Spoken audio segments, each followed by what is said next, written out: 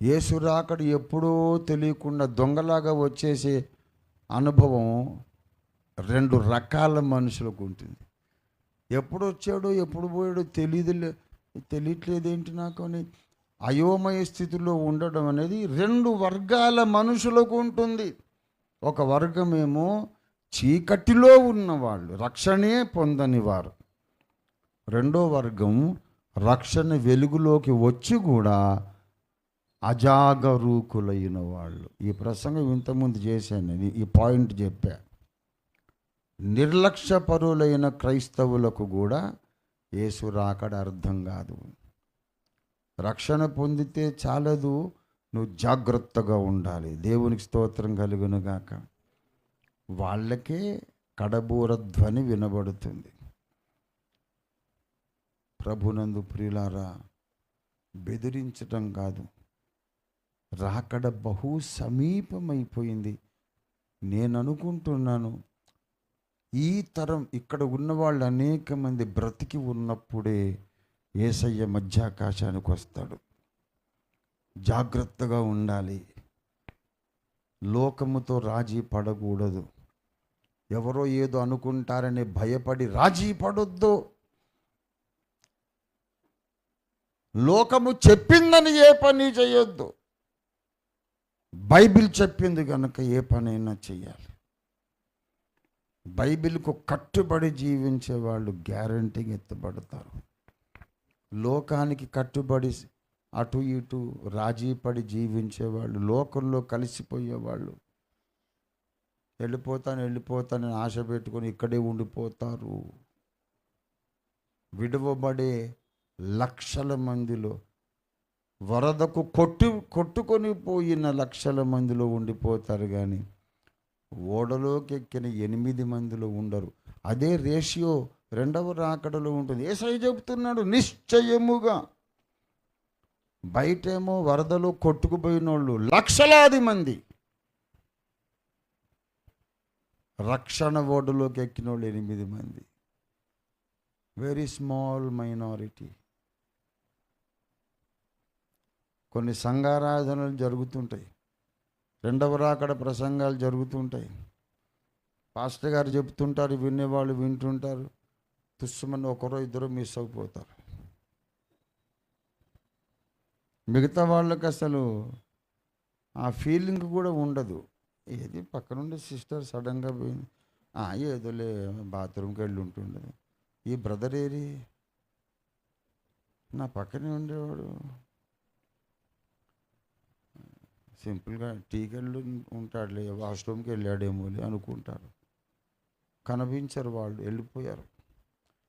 సంఘం మాత్రం అందరము హల్లెలూయా హల్లెలూయా ప్రభు వచ్చుచున్నాడు అని చెప్తుంటే వచ్చేసాడు, పోయాడు. ఆయనతో వెళ్ళిపోవాల్సిన వాళ్ళు వెళ్ళి కూడా పోయారు. అలా ఉంటుంది రాకడ, అలా ఉంటుంది. జీవిస్తే దేవుని కొరకు అగ్గిలాగా జీవించండి. దేన్ని లక్ష్య పెట్టక, ఎవరికి భయపడక, ఏ విషయంలోనూ రాజీ పడక, బైబిలే నాకు ప్రమాణము, బైబిల్ కొలబద్ద ప్రకారం బ్రతుకుతాను. ఎవరికైనా నచ్చని, ఎవడైనా నొచ్చుకొని, ఎవడైనా మెచ్చుకొని, ఎవడైనా నన్ను వెలివేయని, ఎవడైనా రాళ్ళు కొట్టి నన్ను చంపని, ఐ డోంట్ కేర్, బైబిల్ ప్రకారం జీవిస్తా అని భగభగ మండుతూ జీవించేవాడు ఎత్తబడతారు. అలాంటి వాళ్ళు ఎంతమంది అంటే లక్షల మందిలో 8 మందిలాగా. ఇవాళ తీర్మానం చేయండి, ఆ కొద్ది 8 మందిలో నేను ఉండాలి. అంత దమ్ముందా? అంత ధైర్యం ఉందా? అంత తెగింపు ఉందా? నీ బంధువులను, నీ కులం వాళ్ళను పోగొట్టుకోగలవా? ఇంకా క్రైస్తవులకు కులమే పోలేదు. రక్షణ పొందారు, కులం అంటే అభిమానం. రక్షణ పొందారు, డబ్బులంటే అభిమానం. తేరగా వచ్చే డబ్బులంటే ప్రీతి. ఇంకా ఎక్కడుందండి ఈ రక్షణ? కొన్ని లాజిక్కులను బట్టి కన్విన్స్ అయిన మెంటల్ క్రైస్తవులు బాప్తిస్మాలు పొందుతున్నారు. లాజికల్గా యేసే దేవుడని నిరూపిస్తున్నారు కదా అయ్యగారు. ఈ లాజిక్ ప్రకారం యేసే కరెక్ట్ దేవుడు. ఎందుకైనా మంచిది మునిగేద్దాం, రక్షణ మనకు సొంతం అయిపోతుంది అనుకొని పొందుతున్నారు. మానసిక క్రైస్తవులే కానీ క్రీస్తు జీవము కలిగినటువంటి పరలోక సంబంధులు ఎక్కడున్నారు? హనోకులు ఎక్కడున్నారు? మోషేలు ఎక్కడున్నారు? ఏలియాలు ఎక్కడున్నారు? క్రైస్తవులైతే కోట్ల మంది ఉన్నారు. ఈ కోట్ల మందిలో దేవునితో నడుస్తున్న హనోకులు ఎక్కడున్నారు? గుండెల మీద చేసుకొని చెప్పండి. కోట్ల మంది క్రైస్తవులు ఉన్నారు. ఈ కోట్ల మందిలో సైన్యములకు అధిపతియగు యెహోవా కొరకు నేను ఒక్కడను మాత్రమే మహారోషం కలిగి ఉన్నానని చెప్పే ఏలియాలు ఎక్కడున్నారండి? క్రైస్తవులు కోట్ల మంది ఉన్నారు, ఒక్క ఏలియా కనపడడు. క్రైస్తవులు కోట్ల మంది ఉన్నారు, ఒక్క మోషే కనపడడు, ఒక్క అబ్రహాము కనపడడు, ఒక్క హనోక్ కనపడడు. ఎందుకు ఇలా తయారయ్యారు? మానసికంగా కన్విన్స్ అయ్యి మతంలో దిగారు. దేవునికి ఈ క్రైస్తవులలో అధిక సంఖ్యాకులకు ఎమోషనల్ రిలేషన్షిప్ లేదు. దేవునిని హత్తుకొని వెంబడించే అనుభవం లేదు. అందుకే ఆదివారం, మరి మతంలో ఉన్నాం కనుక ఆదివారం అయితే వెళ్ళాలి. ఇది మా మతంలో మాకు పద్ధతి, మా మతాచారం. వెళ్ళాలి, ప్రభు బల్ల తీసుకోవాలి. సోమవారం నుంచి ఏం చేయాలంటే మిగతా లోకస్తుల్లాగా బ్రతికేయాలి. అలా తయారైంది. క్రైస్తవ మతస్థులు ఉన్నారు కానీ హనోకులు లేరు. హనోకులే కదా ఎత్తబడేది, వేరే వాళ్ళు ఎందుకు ఎత్తబడలేదు?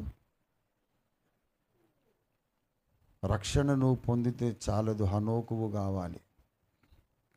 రక్షణ పొందటము సులభమే, నేను చెప్తున్నా. ఎత్తబడడం కష్టం.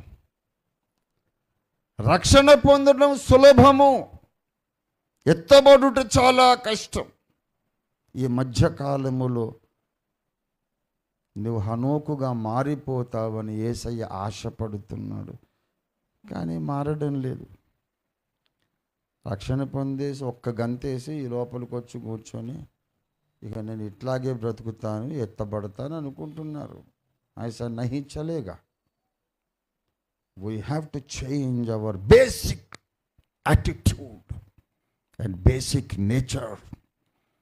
మన మౌలికమైన స్వభావం, మన ఆలోచన విధానం, మన మైండ్ సెట్ మారాలి. లేకుంటే మనం ఇక్కడే ఉంటాం. రాకడని రైలు బండి వస్తున్నది, దాన్ని ఎక్కేవాళ్ళు తక్కువ, మిస్ అయిపోయే వాళ్ళే కోట్ల మంది. ప్రియ దేవుని బిడలారా, హెచ్చరిక పొందుదాం. ప్రత్యేకంగా మారు మనస్సు పొందుదాం. నువ్వు మారు మనస్సు పొందని ఎడల నేను దొంగవలే నీ మీదికి వస్తాను అంటున్నాడు. సంఘముతో మాట్లాడుతున్నాడు. సార్దీసు సంఘమా, నువ్వు మారు మనసు పొందు, లేకపోతే నేను ఎలా వస్తాను? దొంగలాగా నీ మీదకి వస్తాడు. దొంగలాగా ఇద్దరి మీదకి వస్తాడు ఆయన. రక్షణ పొందని వాళ్ళ మీదకి వస్తాడు. తర్వాత మారు మనస్సు లేని క్రైస్తవులు, అనుదిన మారు మనస్సు లేని క్రైస్తవుల మీదకి వస్తాడు. పేరుకు మాత్రము నీవు బ్రతుకున్నావనే పేరుంది కానీ ఆచరణలోను మృతుడవే. అట్లాంటి క్రైస్తవుల మీదకి ఎప్పుడు వస్తాడో పోతాడో వాళ్ళకి తెలియదు. వాడింకా యేసు రాజుగా వచ్చున్నాడు పాట పాడుతుంటాడు. తిక్కలో వచ్చేసారి వెళ్ళిపోయినరా, నేను ఇంక అక్కడ ఆ పాట పాడుతున్నావు నువ్వు.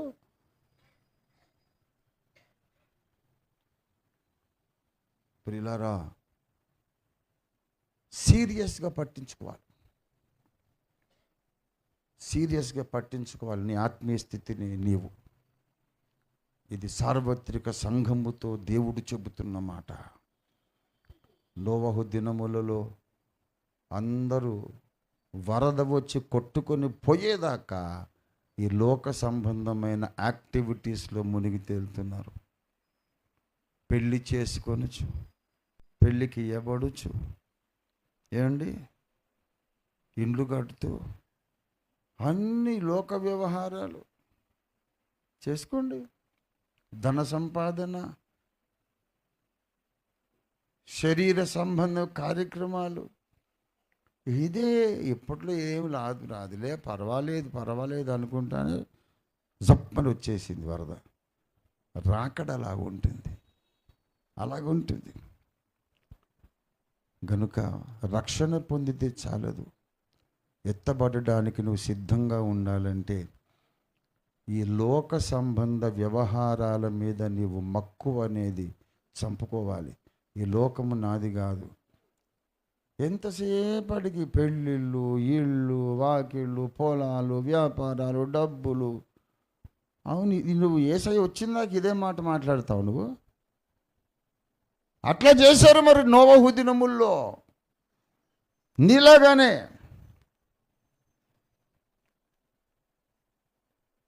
అన్ని లోక వ్యవహారాలే మాట్లాడుతున్నారు.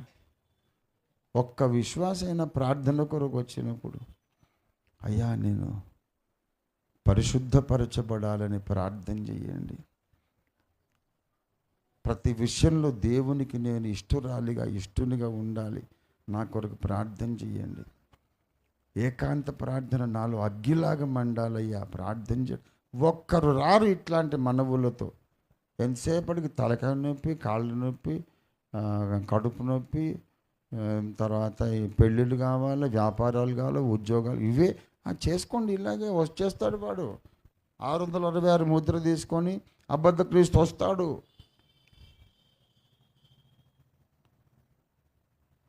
లోకము మీద దృష్టి కాదు, నీ ఆత్మీయ స్థితి మీద, లేఖనము మీద, దేవుని చిత్తాన్ని నేను నెరవేరుస్తూ బ్రతకాలి అని ఒక లక్ష్యము మీద దృష్టి పెట్టాలి. This is a deadly serious matter. పరిశుద్ధాత్మ చెప్పమన్నాడు, నేను చెబుతున్నాను. అందరు లోకస్తుల్లాగా ఆలోచించకండి. ఒక బ్రదర్ ఫోన్ చేసి, మా అమ్మాయికి పెళ్ళి కావట్లేదండి, ప్రార్థన చేయండి. మంచిదే కదా అని చెప్పా. పెళ్ళైన కాడి నుంచి అల్లుడితో గొడవ, అత్తగారితో, ఆడపడుచులతో గొడవ. మంచిదే కదా. అదేంటండి ఎంత మాట అనేశారు అంటే, ఎంత మాట అన్నారు మరి? బైబిల్ చదవడం లేదా నువ్వు? తన కుమార్తెకు పెళ్లి చేయవాడు బాగుగా ప్రవర్తించుచున్నాడు, పెళ్లి చెయ్యనివాడు మరీ బాగుగా. నువ్వు మరి బాగుగా ప్రవర్తించు. అట్టండి ఊళ్ళో జనమంతా అరే అదే వచ్చింది గొడవ. దేవుని మాట కంటే ఊళ్ళో జనం నీకు ముఖ్యమైపోయారు. ఎలా ఎత్తబడతావు? అరే తిక్కలోడ, నోరు మూసుకో, నా కూతురు పెళ్ళి నీకెందుకురా? బైబిల్ ఇలా చెబుతోంది, నేను చేయనంతే మా అమ్మాయికి పెళ్ళి, నువ్వెందుకు అడుగుతున్నావు? షడప్ అనగలిగిన దమ్ము వీడికి లేదు. ఎలా ఎత్తపడతాడు? ఊళ్ళో వాళ్ళు అన్నారంటే భయపడి వస్తున్నాడు పాపం. వీడు ఎత్తబడతాడా? దేవుని కొరకు రేజర్ షార్ప్గా ఉండాలి. లేకపోతే ఇంతే సంగతులు. నువ్వు ఇక్కడ పాట పాడుతూనే ఉంటావు, వచ్చే యేసయ్య వస్తాడు, పోయేవాళ్ళు వెళ్ళిపోతారు. బైబిల్ను నమ్మండి. నిశ్చయముగా చెబుతున్నాడు ఆయన. మీరు జాగ్రత్త పడకపోతే, మారు మనసు పొందకపోతే, రాకడ అనే రైలు బండి మిస్ అయిపోతావు. వెనక్కి ఇంకో బండి ఉండదు, ఇంకో బండి లేదు, ఒక్కటే బండి. ఆ ఒక్క బండి నువ్వు ఎక్కాలి. ఎవడు ఎక్కకపోయినా నీ ఒక్కదానివైనా ఎక్కాలి. ఎవడు ఎక్కకపోయినా నువ్వు ఒక్కడివైనా ఎక్కాలి. కులంతో పని లేదు, వంశంతో పని లేదు, ఊరోళ్ళతో పని లేదు. నేనెక్కాలి రాకడ బండి అనుకున్న వాళ్ళందరూ తమ్మును తాము సమర్పించుకోండి. కొత్త తీర్మానం చేయండి. మారు మనసు పొందండి. పశ్చాత్తాపపడండి. జీవిత విలువలను మార్చుకోండి. లేకపోతే ప్రమాదంలో పడతారు. దేవుని సేవకునిగా ఈ మాట చెప్పాను. దేవుడే మీకు జాగ్రత్త దయచేయునుగాక. ప్రార్థన చేసుకుందాం.